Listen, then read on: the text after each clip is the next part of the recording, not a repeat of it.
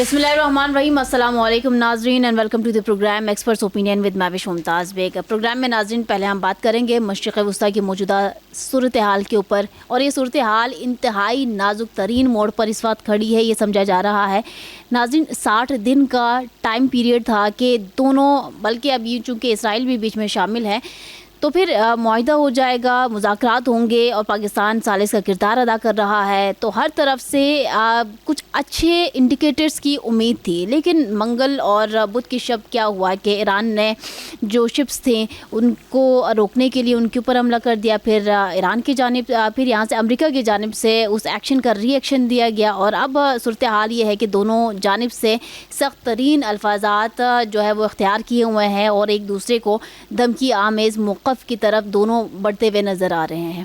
اب کس کی غلطی تھی کس کی غلطی نہیں تھی؟ اسٹریٹ آف ہرمز کے حوالے سے جو ایم او یو ہوا تھا تو اس میں کیا گزارشات پیش تھیں, کیا پوائنٹس تھے, کن ایجنڈاز کے اوپر عمل کرنا تھا؟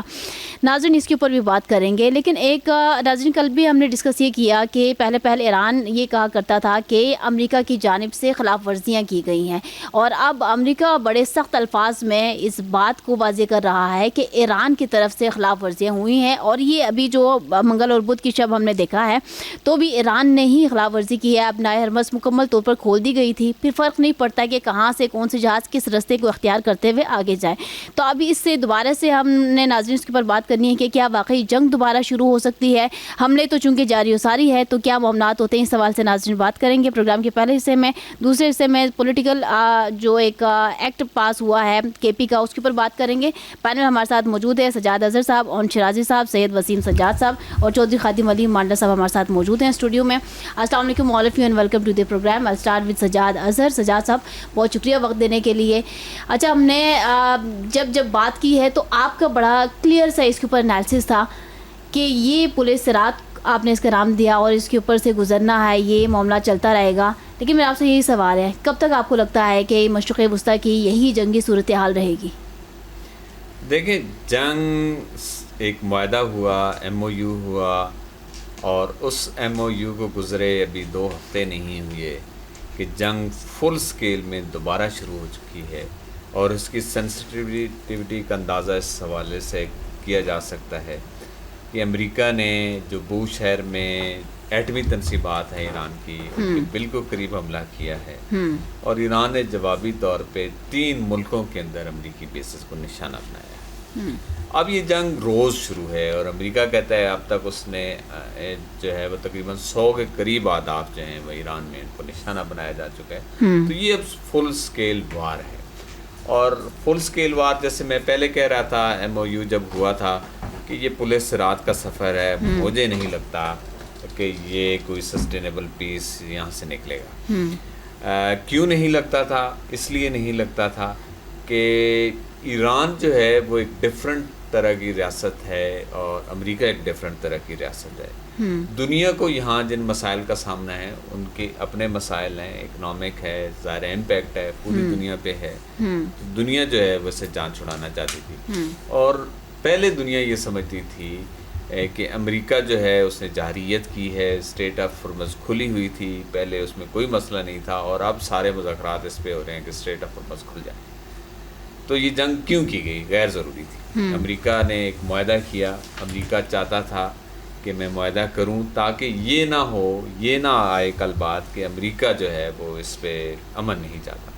امریکہ اس چیز سے وقتی طور پہ نکلا, لیکن اب دیکھیں کہ وہی نیٹو, پچھلے دنوں اس کا ترکی میں اجلاس تھا, وہی نیٹو جو پہلے غیر جانبدار تھا, اب وہ بھی اس جنگ میں شمولیت کے لیے جو ہے وہ عندیہ دے رہا ہے.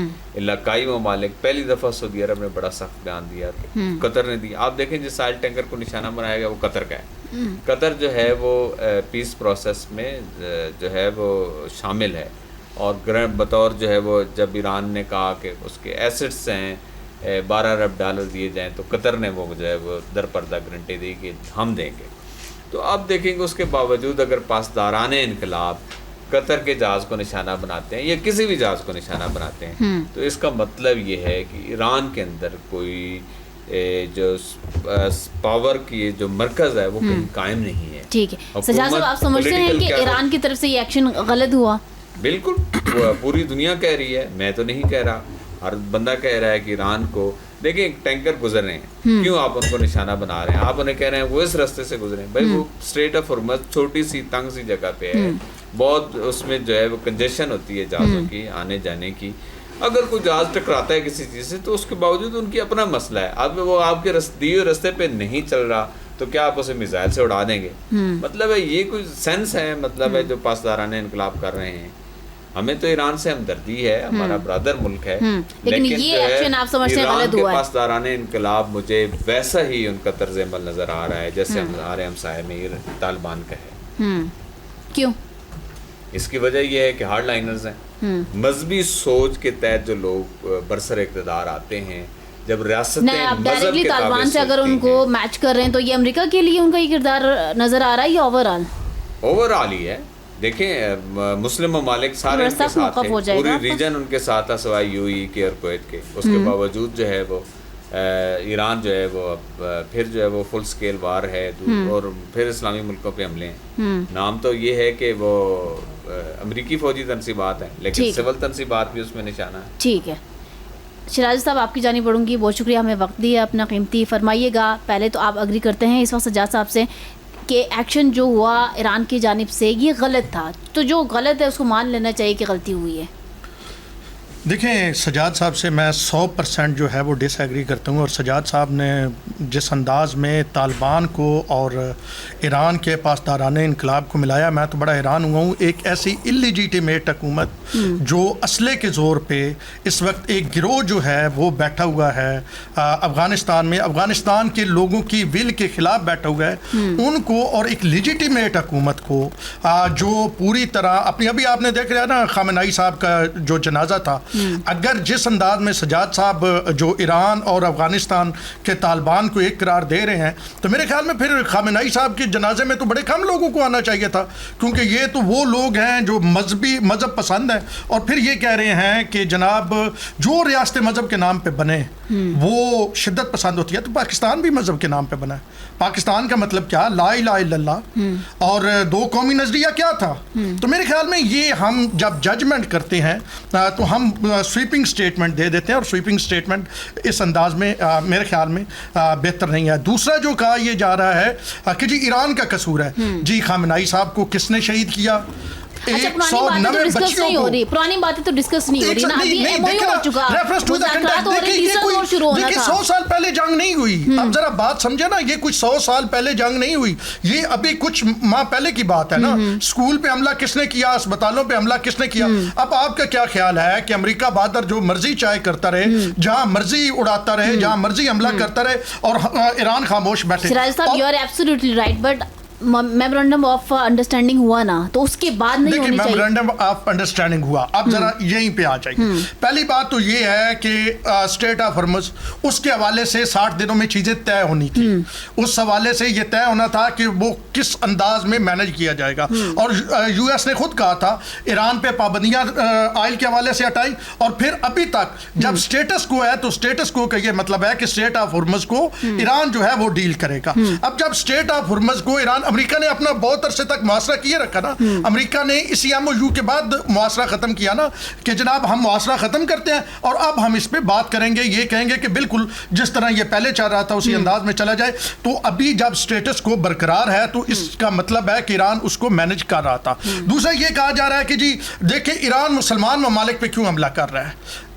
جب وہاں سے آپ پہ میزائل آئیں گے, وہاں سے آپ پہ حملہ ہوگا, تو کیا وہ اپنے آپ پہ حملہ کر لے دوبارہ ایران؟ وہ ان ممالک پہ ہی کرے گا نا. امریکہ جن کی بیسز استعمال کر رہا ہے, ایران ان پہ حملہ کر رہا ہے, اور یہ بڑا انہوں نے پہلے واضح طور پہ کہا تھا. ایران نے یہ نہیں کہ کوئی ایک دم حملے شروع کر دیے, ایران نے یہ تمام ممالک کو کہا تھا کہ جس کی سرزمین ہمارے خلاف استعمال ہوگی. اب پاکستان پہ ایران کیوں نہیں حملہ کرتا؟ بتائیے, ایران ترکیہ پہ حملہ کیوں نہیں کرتا؟ اس لیے نہیں کرتا کیونکہ سرزمین نہیں استعمال ہو رہی. اگر آپ امریکہ جیسے دہشت گرد کو سرزمین دیں گے, وہ ایران پہ حملہ کرے گا, تو ایران تو اپنے حق دفاع میں اس پہ حملہ کرے گا. ٹھیک ہو گیا. وسیم صاحب آپ کی جانب بڑھوں گی, بہت شکریہ ہمیں وقت دینے کے لیے. فرمائیے گا آپ اس ایکٹ آف بیہیویئر کو کس طرح سے دیکھتے ہیں؟ آیا کہ منگل اور بدھ کی شب جو ایران نے کارروائی کی ہے وہ صحیح تھا یا غلط تھا؟ What's your opinion? جی بہت شکریہ, آپ نے پروگرام میں انوائٹ کیا, اور اسٹوڈیو میں بیٹھے ہوئے تمام دوستوں کو میری طرف سے سلام. دیکھیں آپ اس پس منظر دیکھنا چاہیے. جو ایگریمنٹ سائن کیا امریکہ نے ایران کے ساتھ اور جو دوست ممالک بیچ میں شامل تھے, اس میں یہ شامل تھا کہ یہ روٹس ہوگا, ایران کے پاس انتظام ہوگا آپ نے اسٹیٹ آف ورڈ کے حوالے سے. وہ روٹس کیوں نہیں, وہ جہاز بار بار ہمارے دوست کہہ رہے ہیں کہ قطر کا, سعودیہ کا, فلاں کا جہاز گزر رہا تھا. اصل میں امریکہ مسلم ممالک کے جہازوں کو یہاں سے ایک دوسرے راستے سے گزارنا چاہتا ہے, وہ دوسرا راستہ بنانا چاہتا ہے. اب ظاہری بات ہے ایران نے اس کو جواب دیا. دیکھیں ایران نے ایسے نہیں میزائل مارے اس کو, ان کو وارننگ دی ہے, 1 نہیں 2 نہیں 3 نہیں 4 بار وارننگ دی ہے. یہ 1 ہفتہ 10 دن سے یہ سلسلہ چل رہا تھا کہ پیارے جہاز جو تجارتی جہاز ہیں, بحری جہاز گزر رہے ہیں, ایران کو وارننگ دے رہا ہے, لیکن اس کے باوجود وہ راستے سے اور دوسرا راستہ وہ بنا رہے ہیں. تو ظاہر بات ہے پھر ایران نے اپنے نیشنل انٹرسٹ میں فیصلے کرنے اور پاسدار انقلاب کو آپ کمپیریزن افغانستان سے نہیں کر سکتے. یہ تو دولت مافیا بیٹھے ہیں, کرائے کے بھاڑو بیٹھے ہوئے افغانستان کے اندر. یہ پراکسی ہے امریکہ اسرائیل کی اور انڈیا کی. کیا گاڑیاں لگا کے بیٹھ گئے ہیں, مسلمان کا نام استعمال کر رہے ہیں. جب اس پہ حملہ فلسطین اور غزہ کے اوپر جو ظلم ہوتا رہا ہے, اسی دن انہوں نے مذمت کی ہے. یہ نمک حرام لوگ بیٹھے ہیں, پاکستان ان کے لیے سب کچھ کیا, اور دیکھیں آج ہمارے جوانوں کو شہید کر رہے ہیں. ہم 5 سال کا ان کے ساتھ کمپیریزن نہیں کر سکتے. آپ ان کا جتنا دور دیکھیں, جس طرح سے ایران کو انہوں نے کھڑا کیا ہے ایک سپر پاور. اچھا چلیں, آپ بھی ڈس ایگری کرتے ہیں جو یہاں پہ سجاد صاحب نے کہا ہے, تو مجھے اجازت ہے میں سجاد صاحب سے واپس اسی کے اوپر آ جاتی ہوں. سجاد صاحب, یہ کمپیریزن نہیں بنتا ہے, نہیں ہونا چاہیے. دیکھیں ایک بات پہلے سنیں کہ یہ جو کہتے ہیں نا کہ ایران نے ہی اس اسٹیٹ آف ہرمز میں طے کرنا ہے کہ کون سا جہاز کہاں سے گزرے گا, وہ اس صورت میں تھا کہ ایران نے کہا تھا کہ یہاں پہ ہم نے مائنز بچھائی ہیں. اچھا اب مائنز اگر بچھائی ہوئی ہیں تو وہ ایرانی سائٹس پہ ہیں نا, دوسری سائٹ پہ تو نہیں ہیں. یہ دیکھیں ایک 30-35 ناٹیکل جو کلومیٹر کا یہ ایک نیرو پاتھ ہے, اس میں جب یہ کھلا ہے تو ظاہر ہے کہ بہت زیادہ. جب یہ ڈسکشن ہو رہی تھی ایگریمنٹ کی, تو اس طرح یہ چیز ڈسکس کی گئی تھی کہ یہ روٹس ہوگا, اس کا جو ٹوٹل 60 دن کا انتظام ایران کے پاس ہوگا, اس کے بعد لائبل طے کیا جائے. اس میں یہ تھا کہ اس میں اسٹیٹ آف ہرمز کے اندر جو ایران اور عمان دونوں جو ہے وہ چونکہ دونوں کا ہے آمنے سامنے ہے, اس کا سیکیورٹی اس حوالے سے یہ تھا کہ یہ باتیں چیز آئیں گی نیگوسیشن میں. لیکن اس دوران اگر ایک جہاز گزر رہا ہے, ٹھیک ہے نہیں, اسی نیرو پاس سے گزر رہا ہے, تو مجھے بتائیں اس کو میزائل سے اڑانا کیا یہ جنگی ایکٹ آف وار نہیں ہے؟ دوسری بات یہ ہے کہ دیکھیں جب تک آپ نے مجھ سے ایران وارننگ دے رہا ہے ان کو 1 ہفتہ سے, اور وہ خلاف ورزیاں کر رہے ہیں. امریکہ مسلم ممالک کو ہی استعمال کر رہا ہے, یہی سمجھنے کی ضرورت تھی. آپ دیکھیں نا, یہ کہنا کہ امریکہ استعمال کر رہا ہے, تو استعمال ہو کون رہا ہے؟ پاسداران انقلاب ہو رہے ہیں نا, کہ پاسداران انقلاب نے نشانہ بنایا ہے. استعمال وہ ہو رہا ہے جو وہاں سے گزار رہے ہیں سر, وہاں سے کیا گزار رہے ہیں, پھر اس کو بند کر دیں. آپ کے پانیوں میں آ جائے نا, کوئی پانی پاکستان کے پانیوں میں آئے تو آپ بھی حملہ کر دیں. نیریٹو ہے, میں بھی دیکھیں استعمار کا مخالف ہونا اور بات ہے, ٹھیک ہے کہ نہیں, لیکن اس وقت جو زمینی حقائق ہیں ان کا بھی دیکھنا چاہیے. میں امریکہ کا مخالف ہوں, اس کا یہ مطلب نہیں ہے کہ امریکہ کے ہر اقدام کی میں مخالفت کروں گا, اور اس کا یہ مطلب ہی نہیں ہے کہ امریکہ کا ہر مخالف جو ہے وہ میرا ہوگا. کہ آپ نے جو پاسداران انقلاب اور طالبان کو اکٹھا کیا, وہ طالبان بھی جو ہے وہ نہیں مانتے. ایک گروپ ان کا کابل والا اور مانتا ہے, قندھار والا ان کی نہیں مانتا. پاسداران انقلاب کا بھی یہی مسئلہ ہے کہ انہیں جو ہے جناب وہ جو پولیٹیکل لیڈرشپ کی نہیں مانتے. کتنے پوری دنیا میں اس پہ تجزیے آ چکے ہیں کہ پولیٹیکل لیڈرشپ کا اور پاسداران انقلاب کا وسیم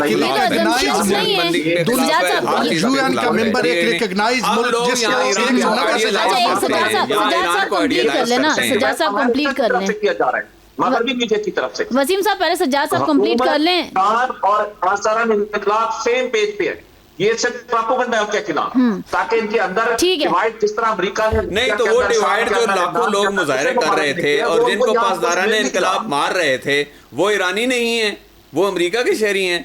وہاں جو سول آزادیوں کا مسئلہ ہے، وہاں جو 45 سال سے ایک جو ہے وہ خاص قسم کی حکومت ہے، لوگوں کو خاص طرح کے لوگوں کو آنے دیتے ہیں، لوگوں کو نہیں آنے دیتے، تو وہ کس کا مسئلہ ہے؟ سر پھر آزاد کشمیر کے معاملے پہ آپ اس کو پوائنٹ وائز کلیئر کریں کہ آپ کس تناظر میں جو ہے وہ پاسدار انقلاب کو آپ طالبان سے کمپیئر کر رہے ہیں. آپ پوائنٹ وائز لے کے چلیں جو ایران میں مظاہرے ہوئے تھے، ایک یہ پوائنٹ آ گیا آپ کے اکارڈنگ. اور دوسرا پوائنٹ یہ ہے کہ ایران جو ہے وہ اپنے مذہب اور مسلک کی بنیاد پہ پالیسیاں بناتا ہے. غلط ہے؟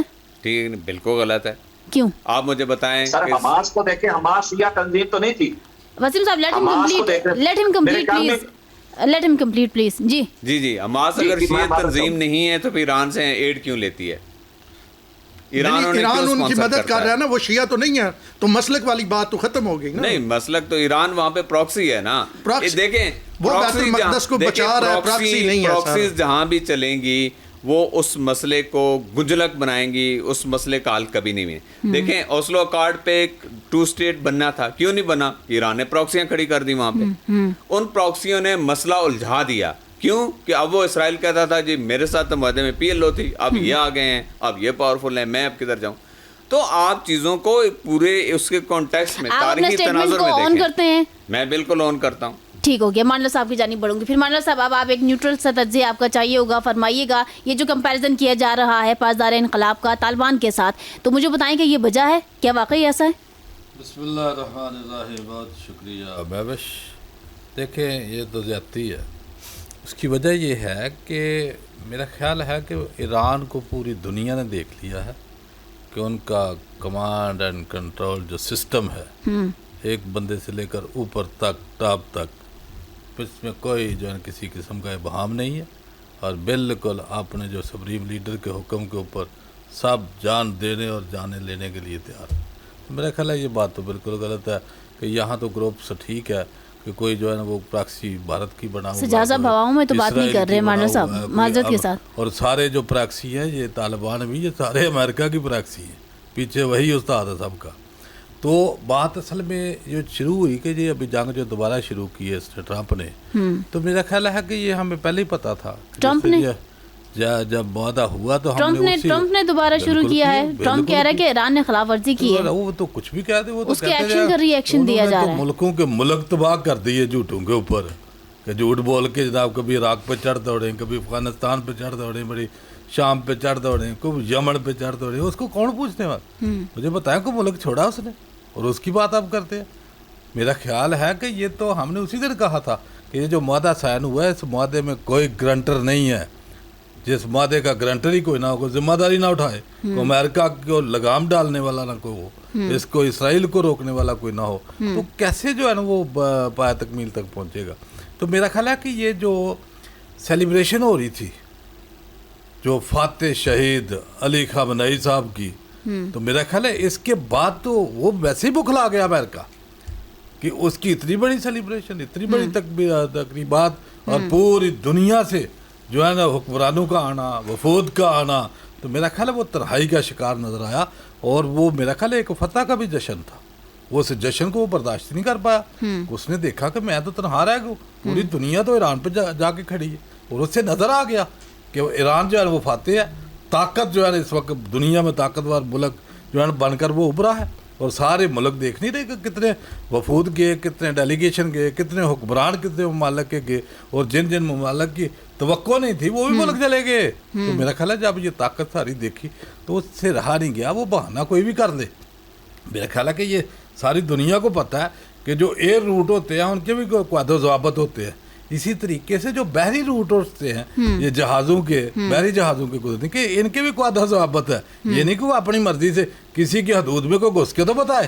میرا خیال ہے اگر غلطی سے بھی کوئی گھس جائے تو میرا خیال یہاں دیکھتے ہیں کہ کیا اس کی جو ہے وہ قوانین ہے، تو میرا خیال ہے وہ خود ہی خلاف ورزیاں کرتا ہے. لیکن میرا خیال ہے کہ پورا ایران نے صحیح کیا. ایران نے تو بالکل وہ اپنے موقف کے اوپر قائم ہے. غلط کہاں سے کیا اس نے کہ بھائی آپ شہادتوں کا حساب لگے نا، ابھی دیکھ لیں اس کا. میں کہہ رہا ہوں کہ وہ بکھلا گیا ہے، وہ دیکھ رہا ہے کہ ابھی जो है ना उसकी सुपर पावर का जो दबदबा था, जो रोब था, जो एक नाम था, वो दुनिया से भी खत्म होता नजर आ रहा है कि पूरी दुनिया तो वहां आगे ठीक है अगर ईरान ने ये जहाज़ों को निशाना बना के गलत नहीं किया और फिर अमेरिका ने भी फिर उसका जवाब देते हुए गलत नहीं किया, तो मुझे बताएं कि फिर आगे क्या देख रहे हैं? वो अमेरिका ने तो जिस दिन से मुआहदा हुआ है वो तो अटैक तो उसने ये अभी किया ना, ये सारी ये जो मैं बता रहा हूँ कि जय फातेह का जो जश्न है, इसको देखने के बाद तो उसने करना ही करना था।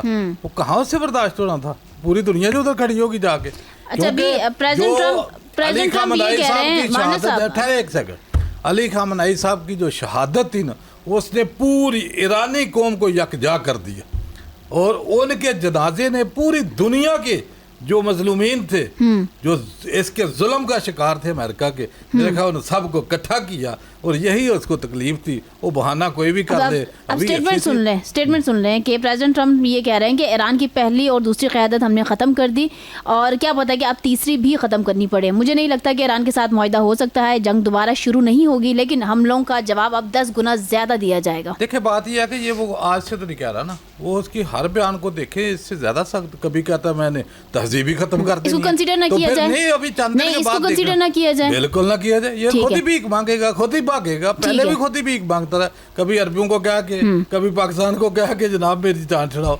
तो ये इसके बयानों को भी सीरियस कौन लेता है? 60 दिन का जो मुज़ाकरात का टाइम था वो उसी तरह चलेगा या उसमें उसका कोई कोलोफेल जबान है ही नहीं उसकी। कौन इतबार करता है उसके ऊपर? किसके साथ वो ठीक रहता है मुझे बताओ, किसके साथ रहा?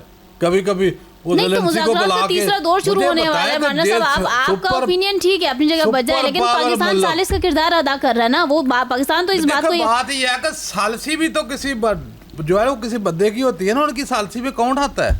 पूरी दुनिया में कोई नहीं आ रहा था ना, तो पाकिस्तानी उसको मिला, तो पाकिस्तान नहीं आया। अभी आगे फिर भी मिलेगा, फिर भी जो है ना इसको जो है ना वो फेस पे जो है ना वो फेस से पाकिस्तान ही देगा। मैं कहता हूँ कि आज आप देखे ना उसका एटीट्यूड देखे कि वो वेनेजुएला के प्रेसिडेंट को बेमाहली आके ठा लेते। मुझे पता है कौन सा दुनिया का कानून, एक प्रेसिडेंट को ज़ेलेंस्की को उधर बुला मैं तो नहीं कह रही कि आप प्रेसिडेंट ट्रम्प को डिफेंड करें, डिफेंड करने का नहीं कह रही, मैं जानना चाह रही हूँ आगे अब क्या होगा। ये एक्शन रिएक्शन दोनों तरफ से हो गया ना। बात यह है कि जो उस्ताद उसके कंट्रोल उसके हाथ में नहीं है, उनकी एजेंसीज, उनके बड़े बड़े जो सैक किए हैं मिलिट्री ऑफिसर और दूसरे जो एंटी टेररिज्म के डायरेक्टर थे, वो बता गए कि ये जंग हमारी नहीं है, ये इसराइल की जंग है और वो ब्लैकमेल हो रहा है। और जब तक वो होता रहेगा आगे वो इसराइल इसको छोड़ेगा नहीं, वो आगे तक लेके जाएगा। वसीम साहब की जानी बढ़ूंगी, उनका स्टेटमेंट अधूरा रह गया था। जी वसीम साहब फरमाइएगा, व्हाट्स योर एनालिसिस?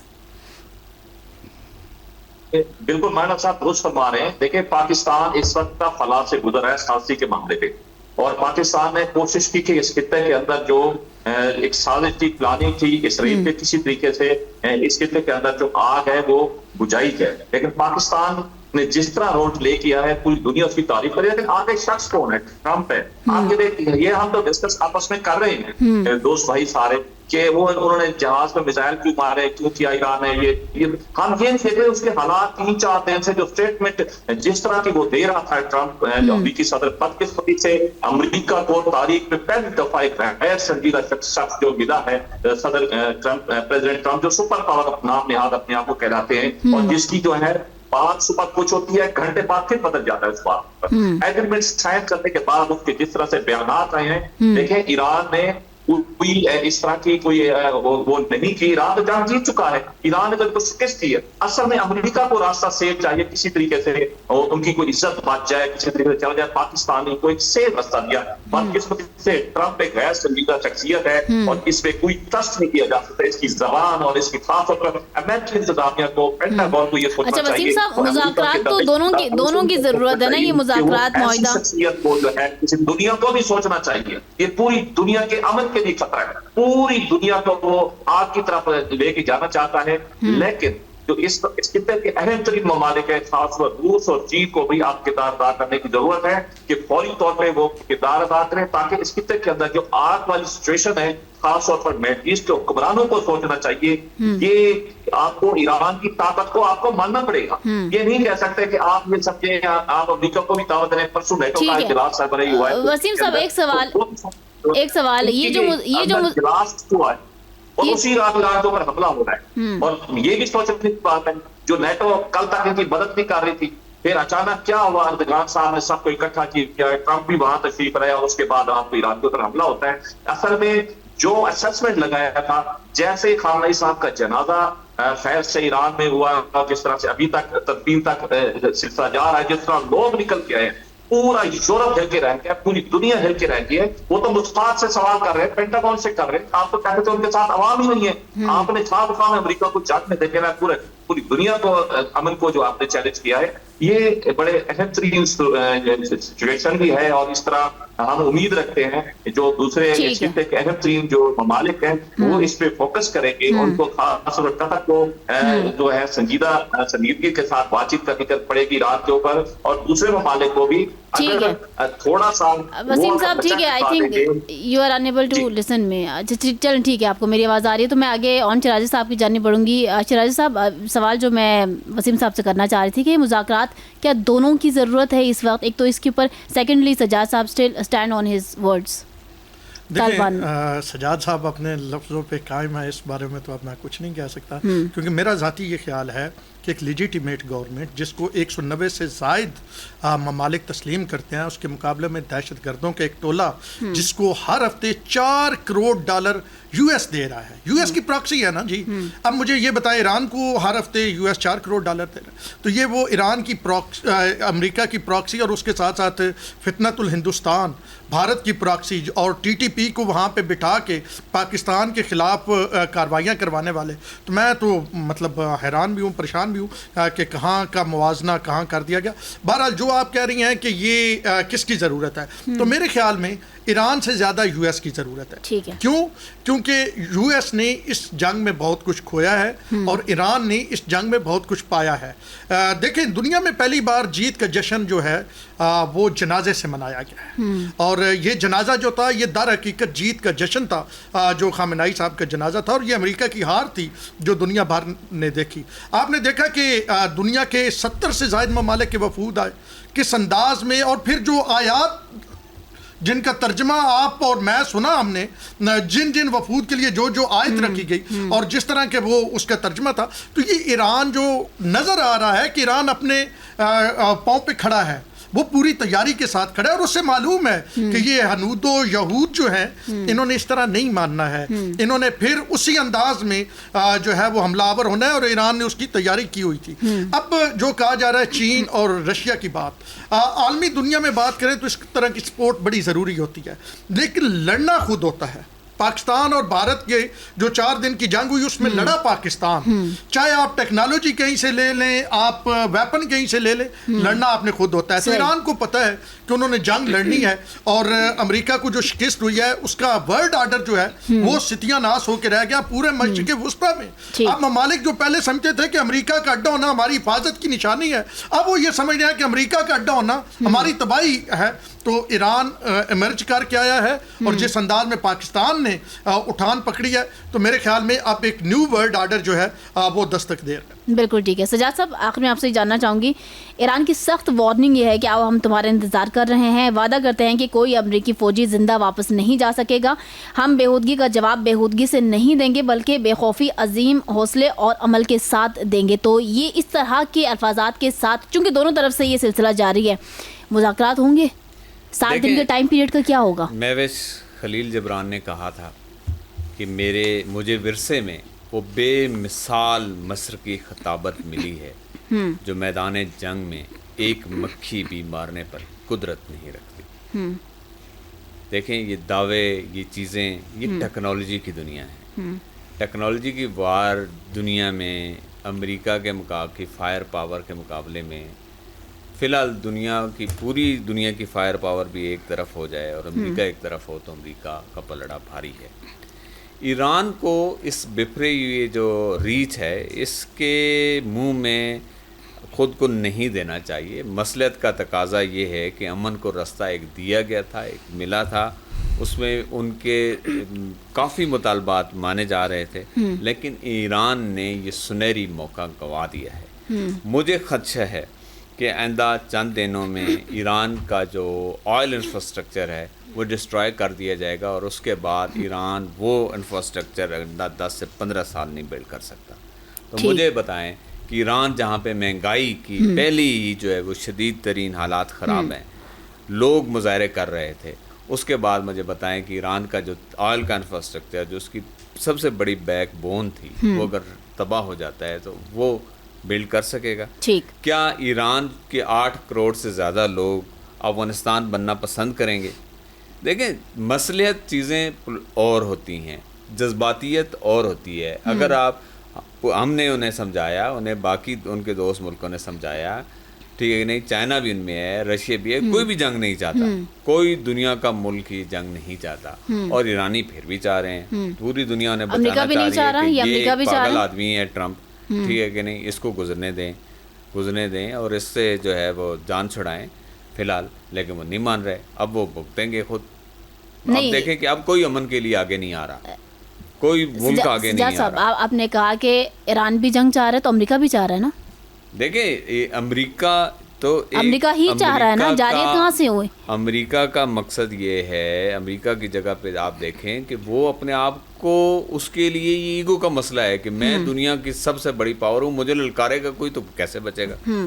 تو اس سے تو بچنا چاہیے نا. ٹھیک، دیکھیں چین اس کے مقابلے پہ نہیں آتا عسکری حوالے سے، رشیا اس کے مقابلے پہ نہیں آتا. آپ دیکھیں یوکرین جو کچھ کر رہا ہے رشیا کے خلاف، کس کی ٹیکنالوجی ہے؟ نہیں سرنڈر کا تو نہیں کہہ رہے آپ کہ ایران سرنڈر کرے. جی ایران سرنڈر کی بات ہی نہیں ہو رہی، پیس ایکارڈ ہو گیا تھا نا، یہ تو سرنڈر نہیں تھا، کسی کی فتح نہیں تھی، کسی کی شکست نہیں تھی، امن کو راستہ دیا گیا. اب اس امن کو سبوتاج کس نے کیا؟ ایرانیوں نے کیا. ٹھیک ہے، آپ ایرانیوں کو قصوروار ٹھہراتے ہیں. بالکل. شیرازی صاحب کچھ کہنا دیکھیں مصلحت کی بات کر رہے ہیں تو مصلحت کی بات اس وقت بھی لوگ کر رہے تھے جب امام حسین 72 شہداء کے ساتھ یزید کے سامنے کھڑے تھے. تو یہ درس کربلا کا ہے کہ خوف بس خدا کا ہے. ایران نے یہ دنیا کو دکھایا ہے کہ خوف صرف خدا کا ہے. یہ جو سپر پاور ہے جس کی سجاد صاحب بار بار بات کر رہے ہیں، یہ اتنی سپر پاور تھی تو سویلائزیشن مٹانے کی بات کی تھی نا ٹرمپ نے. تو سویلائزیشن مٹاتا نا 5000 سال پرانی. پھر کیوں پاکستان کے پیر پڑا اور کیوں نائب صدر یہاں پہ آیا اور کیوں اس نے اپنا جو داماد یہاں پہ بھیجا اور کیوں پاکستان کو یہ کہا گیا کہ آپ صلح کروائیں اور کیوں پھر سگنیچر کیے گئے اور کیوں پھر اس کے شادیانے بجائے گئے اور کیوں کہا گیا ایرانی ایک عظیم قوم ہے اور کیوں ایران کی تعریف کی گئی اور پھر کیوں اس جنازے پہ اس طرح کی باتیں کی گئی کہ میں تو خود دیکھ کے حیران رہ گیا کہ اتنی تعداد میں لوگ نکلے. تو میرے خیال میں یہ بات بڑی واضح ہے، ہمیں ویسٹرن پراپیگنڈے کا شکار نہیں ہونا چاہیے. ایران لڑا ہے، بڑا خوبصورت لڑا ہے، ایران لڑ رہا ہے اور قومیں وہی زندہ رہتی ہیں. مصلحت پسند قومیں زندہ نہیں رہتی ہے. آج بھی ٹیپو سلطان کا نام ہے، آج بھی حیدر علی کا نام ہے اور وہ میر جعفر اور میر صادق کا آج بھی نام نہیں ہے. تو میرے خیال میں ایران کھڑا ہے، ایران لڑ رہا ہے. اور یہ جو مصلحت پسندی کی بات کی جا رہی ہے، دیکھیں امریکہ نے حملہ ایران پہ کرنا ہے. امریکہ کی ڈائریکٹ جنگ نہیں ہے، یہ جنگ اسرائیل کی تھی. امریکہ اس میں کودا ہے، امریکہ نے حملہ کرنا ہے. اب یہ ایران پہ ڈیپینڈ کرتا ہے کہ وہ حملے کا جواب اسی انداز میں دے یا بالکل سرنڈر کر کے اور مصلحت پسندی کا شکار ہو کے اپنے اوپر حملے ہونے دے. بہت شکریہ شیرازی صاحب، آپ کو پوائنٹ آ گیا. ناظرین پروگرام کے دوسرے حصے کی جانب بڑھتے ہیں، جہاں پر پہلے حصے میں ہم نے مشرق وسطیٰ کی موجودہ صورتحال کے اوپر بات کی. اب بڑھیں گے ملک کی سیاست کے اوپر. اگر بات کر لی جائے تو اوور آل تمام تر منظر جو تمام تر حالات ہیں وہ سب کے سامنے ہیں. اور اگر انہی میں ہم صوبوں کی طرف بڑھیں اور جو اختیارات چاہتے ہیں کہ مزید وہ با اختیار ہو جائیں اور تمام تر قانون اپنے ہاتھ میں لے لیے جائیں، مراد میں اضافہ ہو جائے، یہ ہمارے اراکین اسمبلی اس طرح کے خواب اکثر دیکھا کرتی ہے. لیکن جہاں پر پنجاب اسمبلی کا ہم ذکر کرتے ہیں کہ وہ اپنی مراد میں اضافے کے خواہش مند ہیں، یہاں پر کے پی اسمبلی کا کہہ لیں تو کے پی اسمبلی نے اس وقت کیا کیا ہے کہ خیبر پختونخوا اسمبلی مراد اختیارات اور استثناء اور استحقاق ایکٹ 2026 کا گزٹ نوٹیفیکیشن آج جاری ہو چکا ہے. اب اسی کے اکارڈنگلی ناظرین بات کرتے چلیں گے. آپ کو جو فگرز ہیں، جو اس میں جو ایڈز ہیں، پوائنٹس، وہ ایز اٹ از آپ لوگوں کے سامنے رکھتی جاتی ہوں. سنتے جائیں، شرماتے جائیں کہ ہم نے کیسے اپنے نمائندوں کا انتخاب کیا ہے اور کیا ہماری خواہش سے ایک عام آدمی کی کیا خواہش، کیا امیدیں تھیں اور اس کے برعکس یہ لوگ کیا کر کے دکھا رہے ہیں. اس ایکٹ کے مطابق جو اراکین اسمبلی کو یومیہ سفری، رہائشی، ٹیلی فون، طبی و دیگر الاؤنسز اور سہولتیں دی جائیں گی. قائد حزب اختلاف کو صوبائی وزیر کے مساوی تنخواہ، الاؤنسز اور مراد دی جائیں گی. رکن اسمبلی کی گرفتاری یا حراست سے قبل اسپیکر سے پیشگی اجازت لازمی ہوگی. خیبر پختونخوا اسمبلی کے ارکان کو تمام ٹول ٹیکسوں سے استثناء حاصل ہوگا. ارکان کے لیے غیر ممنوعہ بور کے اسلحہ لائسنس کی تعداد 8 کر دی گئی ہیں. اس کے علاوہ صوبائی اسمبلی کے ارکان اور شریک حیات کی تا حیات سرکاری پاسپورٹس کے لیے وفاق کو सिफारिश कर दी गई है, ब्लू पासपोर्ट्स का जिक्र किया जाता है और अब तो ये अब फैमिली मेम्बर्स की तरफ भी नाज़रीन बढ़ चुका है। अरकान 3 रोज़ तक सर्किट हाउस, रेस्ट हाउस या किसी सरकारी रिहाइश गाह में मुफ्त क़याम कर सकेंगे। एक्ट के मुताबिक सूबाई महकमा दाखिला अरकान को ए और बी कैटेगरी की सिक्योरिटी देने का तयन करेगा। साथ ही तफसीलात के मुताबिक अरकान असम्बली को जस्टिस ऑफ पीस के इख्तियारात भी दिए जाएंगे। अरकान असम्बली को ज़ाती गाड़ी पर MPA की तख्ती लगाने की इजाज़त होगी। मेंबरान की शरीका हयात का असम्बली कार्ड भी जारी कर दिया जाएगा। और नाज़रीन ये जो बिल है, ये जो असम्बली ने इसको 3 माह कबल मेंबरान मुराद और तनख्वाह अलाउंसेस तरमीमी एक्ट मंजूर किया था और अब इसकी इम्प्लीमेंटेशन जो है वो हो चुकी है, जारी हो जाएगी। इसके ऊपर बात ये करेंगे कि एक आम आदमी अपने नुमाइंदे का इंतखाब किस तनाजुर में करती है और उसके बरक्स वो ये तमाम तर अयाशियाँ, ये तमाम तर मुराद लेके करेंगे क्या। कौन सा खैबर का दरवाज़ा उन्होंने उखाड़ने के लिए जाना है, कौन सा आम आदमी के जो रोशन मुस्तकबिल है उसके लिए अपने जी जान लगा देना। इसमें असलहे का जिक्र है, फैमिलीज़ को मुराद जो है वो मज़ीद दे दिया गया है। तो ये मुल्क में इस वक्त हो क्या रहा है और अरकान असम्बली को ज़रा शर्म नहीं है, ज़रा हया नहीं है कि उनका सूबा किस तरह से इस मुश्किलात का शिकार है कि एक तरफ महंगाई और दूसरी तरफ गुर्बत जो है वो इस वक्त अरूज पे जाती हुई नज़र आ रही है। और स्पेशली KP असम्बली का नाज़रीन हम जिक्र करें तो यहाँ पर जो हुकूमत है पाकिस्तान में, जो अपोजिशन, जो कौमी असम्बली अपोजिशन की सबसे बड़ी जमात तहरीक इंसाफ को कहा जाता है और इनकी जो जमात है वो ये दावा करते थे कि हम सिर्फ अवामी पार्टी हैं, आवाम के लिए आए हैं, ना मुराद के लिए आए हैं, ना हमें किसी और किस्म का कोई प्रोटोकॉल चाहिए। तो फिर ये सब क्या है?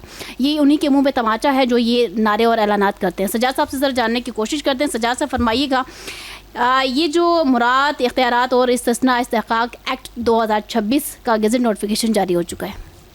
जी महविश, देखें एक ह्यूमन डेवलपमेंट इंडेक्स होता है जिसमें ये बताया जाता है कि वहाँ पे तालीम की जो है वो सहूलतें किस तरह की हैं, सेहत की कैसी हैं, वहाँ पे रोड इंफ्रास्ट्रक्चर कैसा है, बाकी ओवरऑल इंफ्रास्ट्रक्चर कैसा है और वहाँ पे जो इंसान हैं वो कितने मुतमईन हैं उन शहरी सहूलतों से। उस इंडेक्स में पंजाब पहले नंबर पे है, आज़ाद कश्मीर दूसरे पे है, गिलगित तीसरे पे है, सिंध चौथे पे है और KP के आखिरी नंबर पे। यहाँ पे PTI की हुकूमत है, ये तीसरा दौर है मुसलसल।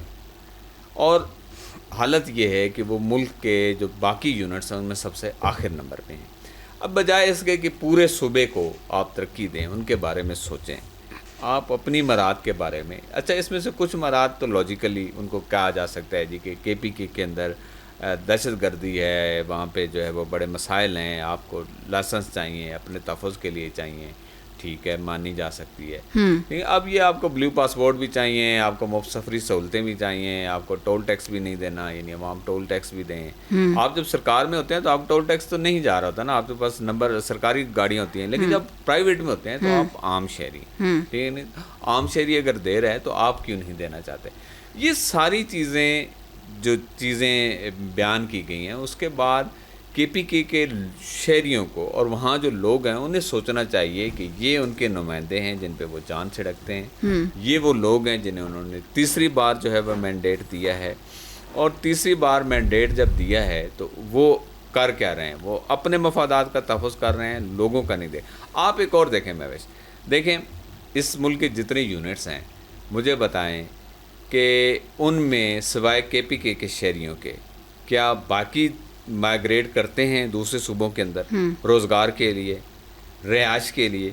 सिर्फ KP के एक ऐसा करते हैं, लेकिन उनकी रेशो कम है। सिर्फ KP के एक ऐसा सूबा है जिसके शहरी अपने सूबे से निकल के पंजाब में रहना चाहते हैं, वो सिंध के अंदर रहना चाहते हैं, वो जो है वो दीगर हिस्सों में रहना चाहते हैं, वो अपने सूबे क्यों नहीं रहना चाहते, वहाँ सहूलतें नहीं है। भाई आप उनको अपनी क़यादत को गिरबान नहीं पकड़ते, बल्कि उनको आप मैंडेट देते हैं कि वो आके पंजाब का गिरबान पकड़ें, वो आपका जो है वो आके सिंध का गिरबान पकड़ें। भाई ये तो KP के जो शहरी हैं उन्हें सोचना है कि ये उनके नुमाइंदे हैं और उस पर वो फ़ख्र करते हैं। असल में मेरे एक दोस्त हैं, माहिर तालीम है, मैं उनका नाम नहीं लेना चाहता, बड़े मारूफ शख्सियत हैं। मैंने उन्हें पूछा था कि KP के में कारकर्दगी के बगैर लोग क्यों वोट देते हैं, तो उन्होंने कहा था यहाँ मिजाज है इस सूबे का, इन्हें कारकर्दगी नहीं चाहिए होती है, انہیں چاہیے ہوتی ہے روب دبدبا اور کہنا کہ جناب میں نہیں چھوڑوں گا, میں ایسا تیسا کر دوں گا. ان کے نزدیک وہ جو ترڈ والا بندہ ہوتا ہے نا وہ سب سے ایلیجیبل ہوتا ہے, وہ ایلیجیبل نہیں ہوتا جو ان کے مسائل حل کرے. تو یہ قومی مزاج ہے ان کا, اسی قومی مزاج کی نمائندگی ان کے جو ہے وہ نمائندے کر رہے ہیں. تو اب اس میں کیا کیا جائے؟ ٹھیک ہو گیا. سجاد صاحب آپ نے جو بھی بات کہی ہے مجھے لگتا ہے کہ شیراز صاحب اسے ایگری کریں گے اس سیگمنٹ میں. تو جی بالکل میں ایگری کرتا ہوں 100%. یہ جی بالکل 100% ایگری کرتا ہوں. یہ دیکھیں ڈٹائی کی اور بے شرمی کی حد ہے جو کے پی کے کی اسمبلی نے جس طرح کا یہ اپنے لیے جو چیزیں منظور کروائی ہیں. اس وقت کے پی کے کی بات کریں نا تو تقریباً 50 لاکھ بچہ جو ہے 5 سال سے 16 سال کی عمر کا اسکول سے باہر ہے. اس میں اگر خواتین بچیوں کی بات کریں تو وہ تقریباً 30 لاکھ اور بچے جو ہیں وہ 20 لاکھ کے قریب جو ہیں وہ اسکولوں سے باہر ہے.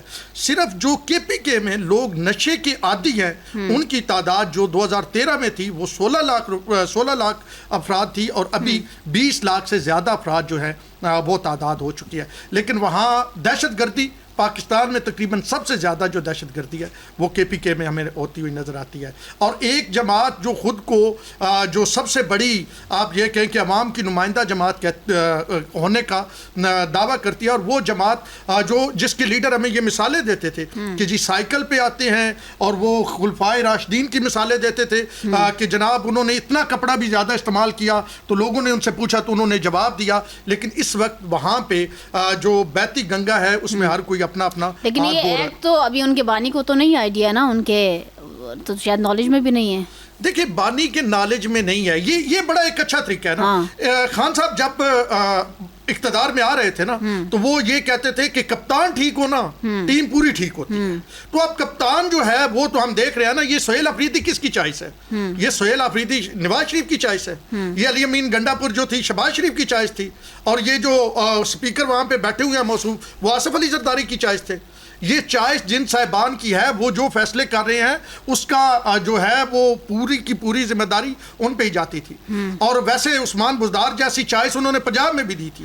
پنجاب کا بھی بیڑا غرق کرنے میں انہوں نے کوئی کسر نہیں چھوڑی, جس طرح کے پی کے کا انہوں نے بیڑا غرق کیا, جہاں پہ بے روزگاری, بے امنی اور اس کے ساتھ ساتھ تعلیم, سب سے زیادہ بچے جو ہیں ریشو کے حساب سے 37% بچے بنتے ہیں اس عمر کے 5 سے 16 سال کے جو اس وقت تعلیم سے آری ہیں, تعلیم سے باہر ہیں, اور وہاں پہ نشے اور دیگر جو برائیاں ہیں معاشرتی ان میں گرفتار ہو رہے ہیں. تو میرے خیال میں پاکستان تحریک انصاف کے کارکن یہ دعویٰ کرتے ہیں کہ ہم سب سے زیادہ باشعور کارکن ہیں اور ہم جو ہے وہ ایک اکاؤنٹیبلٹی کرتے ہیں, تو ان کے لیے بھی یہ کافی ہے. ویسے پارٹی بہت اچھا جملہ وہ جو استعمال کرتے ہیں کہ ہم یہاں اپنے لیے نہیں آئے ہیں, عوام کی جنگ لڑنے کے لیے آئے ہیں اور ہم عوام کے لیے اپنے آپ کو سرو کرنے کو تیار ہیں. ہاں وہ خان صاحب بھی کہتے تھے 126 دن کے دھرنے کی تنخواہیں انہوں نے بھی لی تھی. ویسے جب لیڈر اس طرح کو نا, کپتان 126 دن کا دھرنا جب وہ پارلیمنٹ پہ لانا ڈال رہے تھے, جب واپس گئے تھے تو 126 دن کی تنخواہیں کپتان نے بھی لی تھی, مراد سعید نے بھی لی تھی, اور شہریار آفریدی نے بھی لی تھی, اور علی محمد خان نے بھی لی. تو ابھی ان کے اراکین بھی یہی کریں گے, وہی کچھ ہو رہا ہے نا. کیا فرق ہے جی؟ آپ دیکھیں کے پی کے میں باقاعدہ جو ہے وہ ریٹ لگے ہوئے ہیں چیزوں کے, آپ نے ٹرانسفر کروانی ہے پوسٹنگ. وہ جو ہم ایک ٹرائکا دیکھتے تھے پنجاب میں بزدار دور میں, وہ اب وہاں پہ وہ ساری وہی کام ہو رہے ہیں, وہی پیسے پکڑے جا رہے ہیں. وہی کپتان کے اصولوں کو کیا ہوا پھر, ان کے جاری کردہ جو احکامات تھے اس کا کیا ہوا پھر؟ دیکھیں ہم نے دیکھا نا اصول تو ہم نے تب دیکھے نا جب آصم سلیم باجوہ اس نے ریزائن دیا تھا تو خان صاحب نے فرمایا تھا کہ جناب میں مطمئن ہوں, آپ نے پاپا جونز بنائے تو کیا ہوگا, میں مطمئن ہوں, آپ اپنا کام جاری رکھیں. تو جس طرح کی خان صاحب نے مثالیں قائم کی تھی, احتساب کمیشن ختم کیا تھا کے پی میں, جس دن احتساب کمیشن عمران خان نے کے پی میں ختم کیا تھا اس دن سے جو کرپشن شروع ہوئی ہے ہر گزرتے دن کے ساتھ وہ بڑھتی جا. مانڈر صاحب آپ کی جانب بڑھوں گی. مانڈر صاحب آپ نے ہمیشہ پی ٹی آئی کو ایک ایسی جماعت کے طور پر پیش کیا کہ مظلوم جماعت ہے, ان کے ساتھ ناانصافی ہوئی ہے, ان کا مینڈیٹ چوری کر دیا گیا ہے, ان کے بانی کو جو ہے قائد کو وہ اسیر کر کے رکھا ہوا ہے, تو وہ کریں تو کریں کیا؟ مجھے بتائیں, یہ جو مراد کی لسٹ ابھی دے دی گئی ہے اس میں کوئی چیز کی کمی رہ گئی ہے یا کیا مجبوری تھی کہ انہوں نے اپنے لیے اتنے مراد کا جو ہے وہ اضافہ کر دیا؟ دیکھیں میں سب سے پہلی بات جو باتیں آپ نے کی ہیں, میرا خیال ہے کہ جس تناظر میں بات کی جاتی ہے اس تناظر میں وہ باتیں ٹھیک تھی, لیکن یہ جو پوائنٹ آپ نے سامنے رکھا ہے نا, تو میں اس کے متعلق بڑا کلیئر ہوں کہ جس سیاست جو پارلیمنٹری سیاست ہے بالخصوص یہ ایک بزنس ہے, کاروبار ہے, یہ کوئی خدمت خلق نہیں ہے. यहाँ कोई 11 अरब का जहाज खरीद ले, कोई मेंबर पार्लियामेंट में खड़ी हो के ये क्या खरीदा है, क्या कह सकते हो? वो मेंबर को पूछा जाए भाई तेरे साथ से आमदन से ज़्यादा है तो क्या कहता है नवाज शरीफ, अगर मेरे साथ से ज़्यादा है तो तुम्हें क्या है? मेरा ख्याल है कि ये सारा निज़ाम ही इस पे बेस करता है कि पैसा लगा के आते हैं MNAs, MPs और फिर सेनेटर्स, जिस तरीके से बोली लगती है बकरा मंडी जैसे लगती है। तो मेरा ख्याल है कितने कितने करोड़ में बनता है सेनेटर, ये सामने नहीं है सारी स्टोरी की। तो वो क्या वो वाबी खिदमत के लिए पैसे लगाते? एक MNA की कॉन्स्टिट्यूंसी में जब ये जलसे जुलूस रैलियाँ ये करते हैं, क्या खुदा वास्ते होती है? कहाँ से पैसा आता है? जब वो पैसा इन्वेस्टमेंट जिस कारोबार में शामिल होती है तो बढ़ने के बाद वो अपना सरमाया बेबा प्रॉफिट पहले वापस लेते हैं, फिर आगे सोचते हैं। ये सारे मेंबरान जो कहते हैं हम वामी खिदमत के लिए हैं, किसी भी पार्टी का कोई एक पूरे पाकिस्तान में नहीं, मौलाना साहब तहरीक इंसाफ और बाकी में फर्क नहीं था। क्या फर्क है? क्या आप खुद फरमाया करते थे तरीकाकार कोई सिलेक्शन का लग गया कि दूसरों का लग गया, या क्या KP के असेंबली में दूसरी पार्टियों के मेंबरान नहीं थे? कई एक मेंबर बताएं कि किसी ने अपोज किया हो बिल्कुल कि जनाब ये गलत बात है? क्यों करेंगे? क्यों कर ही नहीं सकते ना। सिस्टम का हिस्सा है वो, किसी भी असेंबली में मेंबर खड़ा हो, नेशनल हो, सूबाई असेंबलीज हो या सेनेट हो, इनको जो कुछ मिलेगा जो छोड़ेंगे, ये तो नोच लेंगे अंदर से, वहां भूखी मरे। सारी जमातें एक ही कैटेगरी में फॉल करती हैं। सिस्टम एक है तो तरीकाकार क्यों नहीं एक होगा? अपनी गलतियों का आप सिस्टम के ऊपर डाल देते हैं। ये किसने क्यों जबरी तौर पर तो नहीं मंजूर करवाया ना? ये एक पूरे मुल्क में कोई एक कैबिनेट सेनेटर या ये मिनिस्टर जो बहुत से रहे हैं, CM और PM भी, मुझे कोई बताए को अपने शहर में कोई बताए कि फ्री अस्पताल मैंने को 10 बेड का बनाया हुआ है, किसी अपने गांव में बनाया हुआ है, कोई एक मसाल है। ये जो कहते हैं हम वामी खिदमत के लिए बैठे हैं, कोई खिदमत नहीं है। देखिए आप ठहरे, इनका आप ये देख लें कि सियासत से हुक्मरानियों में आने से पहले इनकी औकात क्या थी और बाद में इनकी औकात का तो हिसाब ही नहीं आप कर सकते, फिर पूछ नहीं सकते, मनी ट्रेल नहीं आप ले सकते। सब ये क्या कि इनको तो इनकी जान तो नहीं चढ़वा सकते ना, ये क्या कि इनका दामन तो नहीं साफ करवा सकते। किसका दामन? आप सब कह रहे हैं कि सभी एक ही कैटेगरी में, कोई सिस्टम है ना, आप सिस्टम से बाहर तो नहीं, कोई मुझे बताए ना कोई सिस्टम से बाहर है तो बताए, क्या उन्हें अखराजात कर दें? ठीक है, मैं कहाँ से करेंगे? शराज साहब से कोई बंदा नहीं छोड़ेगा कोई पार्टी का। देखिए खान साहब का ये दावा था कि मेरे जो MPs हैं, मेरे जो MNAs हैं, मेरे जो सेनेटर हैं वो मेरिट पे आ रहे हैं। हाँ। मैं किसी से एक पैसा नहीं ले रहा। हाँ। और जब आप मेरिट पे लेके लोग आते हैं और ऊपर कप्तान ठीक होता है तो टीम परफॉर्म करती है। तो इसका ये मतलब है कि मांडला साहब ये मान रहे हैं कि इमरान खान ने भी पैसे लिए, इमरान खान ने सेनेटर बनाने के भी पैसे लिए, इमरान खान ने MPA बनाने के भी पैसे लिए, इमरान खान ने MNA का टिकट देने के भी पैसे लिए। अगर ये सारा कुछ इमरान खान ने किया है जो मांडला साहब मान रहे हैं, तो इसका मतलब है वो सो कॉल्ड सादक और अमीन का वो एक मौसूफ आए थे जो कहते थे 3-4 MPA तो मैं वैसे ही नायल कर दूंगा। उन्होंने जो सादक अमीन का टाइटल दिया था वो टाइटल तो फिर वहीं पे उसका जो पूरा बयानिया है वो तो सामने आ जाता है। तो मेरे ख्याल में जो तहरीक इंसाफ का एक जो तहरीक इंसाफ जो सेल करती थी अवाम को, वो ये करती थी कि हम दूसरों से मुख्तलिफ हैं। तो अगर तहरीक इंसाफ दूसरों से मुख्तलिफ नहीं है और दूसरे कम रात मांग रहे हैं बाकी सूबों के जो अपनी असम्बली से, और तहरीक इंसाफ डबल और उसमें ब्लू पासपोर्ट तक मांग रहे हैं,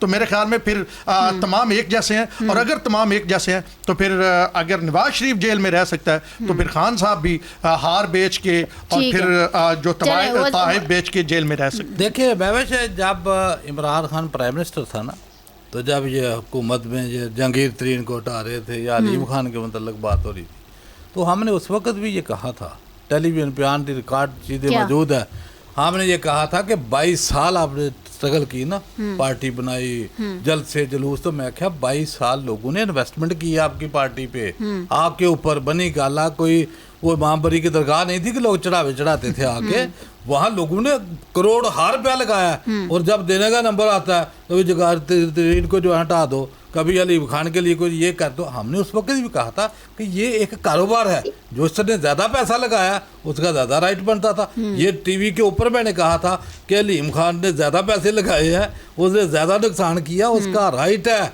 कि आप उसको CM बनाए। ये टीवी के ऊपर मैंने कहा, इलेक्शन के बाद ही कहा। तो सब एक ही है, कोई दूसरा नहीं है भाई कारोबार अगर नहीं है तो कहाँ बैठा हुआ अभी? اس کو سیاست کی سمجھ آنی چاہیے کہ جو پیسہ لگاتے ہیں. ٹھیک ہے مانو صاحب میرے پاس وقت کم رہ گیا, وسیم صاحب سے ذرا ان کا انالیسس جانتے ہیں. جی وسیم صاحب.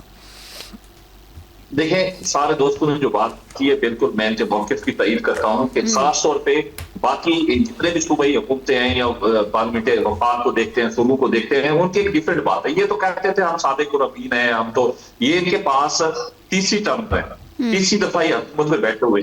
ان کے پاس مجھے سے پوچھے گا کہ آپ نے کوئی ہاسپٹل بنایا ہے, کوئی کالج بنایا ہے, کوئی یونیورسٹی بنائی ہے؟ زیرو. ان کی باتیں سنیں گے, الزام تاشر سنیں گے. کیوں زیرو وہ نہیں, کیوں زیرو وہ تو نہیں, انہوں نے کچھ نہیں بنایا. مراعات کے بارے میں جو پارلیمان کے اندر انہوں نے جو قانون سازی کی یہ بنتی ہے. اگر پیپلز پارٹی کے نون لیگ کوئی اور کرتا تو خیر میں کہتا ہوں, انہوں نے کبھی یہ نہیں کہا کہ ہم پاک صاف ہیں یا ہم کوئی دودھ سے دھلے ہوئے ہیں. لیکن یہ سیاسی جماعتی پاکستانی عوام کو ان کا جو منافقانہ طرز عمل ہے وہ دیکھنا چاہیے کہ اپنی ذات کے لیے یہ ذات سے باہر نہیں نکلے. عوام ایشو پہ کبھی کوئی بل نہیں لے کے آئیں گے. عوام کے اوپر جو بوجھ ہے, ٹیکس کا ہے, مہنگائی کا ہے, لاقانونیت کا ہے, دہشت گردی کا جس طرح سے کے پی کے اندر ہے, یہ اس طرح کی قانون سازی نہیں دے گا. یہ صرف اپنے ذاتی مفادات. کیوں کبھی مانگنے والے کوئی دے سکتے ہیں. والوں نے کہاں سے سیکھا ہے وسیم صاحب؟ باقی اسمبلی ممبران سے سیکھا انہوں نے. پارٹی فنڈ میں چالو اور ان کی بہن بسوٹ کرتی ہے. سارے میرے دوستوں سے بات ہوتی ہے پارلیمنٹیرین سے, وہ اگر میں ان سے پوچھوں تو وہ یہ کہتے ہیں ہر مہینے ہماری آدھی تنخواہ چلی جاتی ہے پارٹی فنڈ کے نام پہ. وہ ہم نے ادھر ہمارے فلاں وکیل کو ہم نے پے کرنا ہے, فلاں کرنا ہے. یہ مراد وغیرہ جو بڑھائے گئے ہیں ذاتی مفادات. یہ اب کے پی کے عوام کو فیصلہ کرتا ہے کہ آپ نے اس طرح کا طرز عمل دیکھنا ہے یا اس طرح سے گزارنا ہے. یہ ساجد بھائی جس طرح سجاد بھائی فرما رہے تھے, یقیناً مجھے بڑی خوشی ہوئی, انہوں نے بڑی زبردست بات کی کہ کے پی کے سے لوگ سندھ جاتے ہیں, پنجاب جاتے ہیں. کیوں جاتے ہیں؟ 12 سے 14 سال ان کی حکومت ہو گئی ہے, تو کم از کم یہ رول ماڈل بنتے, دوسروں کو پھر جا کے کہتے دیکھو جی ہم نے صوبے میں یہ کام کیا ہے, آپ کے صوبوں نے یہ نہیں کیا. ان کے صوبوں سے لوگ ہجرت کر کے پنجاب اور سندھ کی طرف جا رہے ہیں, کیوں کہا؟ ان کے پاس کوئی جواب نہیں. بالکل ٹھیک ہے. ویسے پچھلے 2 ٹینور کی نسبت نہ اس ٹینور میں جو ہے طارق انصاف نے ڈیلیور کیا ہے کے پی میں, اور ڈیلیور کیا کیا ہے اب وہ ہے شفیع جان کی ٹک ٹاکیں جو وہ ہیلی کاپٹر سے اترتے ہیں اور جس انداز میں وہ ٹک ٹاک بناتے ہیں. میرے خیال میں یہ ایک فرق ہے, یہ تبدیلی ہمیں پچھلے 2 ٹینور سے. میرے پاس وقت ختم ہو گیا, اس کے لیے معذرت. اور ناظرین آج ہمارے ساتھ سجاد اظہر صاحب, اون شراجی صاحب, سید وسیم سجاد صاحب اور چودھری خادم علی مانڈا صاحب موجود تھے جن کے انالیسس آپ لوگوں کے سامنے رکھے. اسی کے ساتھ مجھے دیجیے اجازت. اللہ حافظ.